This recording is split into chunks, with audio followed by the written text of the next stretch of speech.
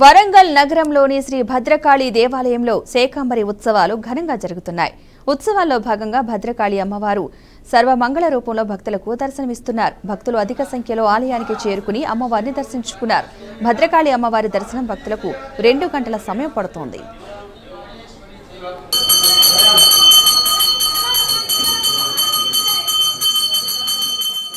శ్రీ భద్రకాళి అమ్మవారి దేవస్థానంలో శాకంబరి నవరాత్రులు జరుగుతున్నాయి.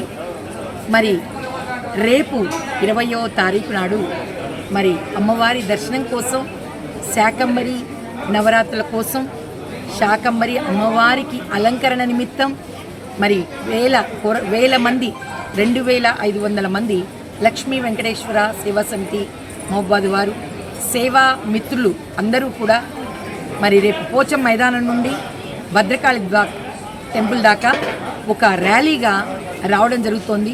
9 గంటలకు స్టార్ట్ అవుతుంది ఆ ర్యాలీ. మరి అమ్మవారి మీద ప్రేమతో ఎంతోమంది భక్తులు ఇక్కడికి రావడం జరుగుతోంది.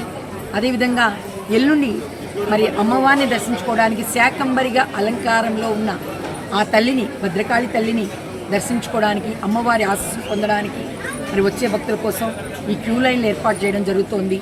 మరి మంచినీటి సౌకర్యం ఏర్పాటు చేయడం జరిగింది. ప్రసాదాలు తయారవుతున్నాయి.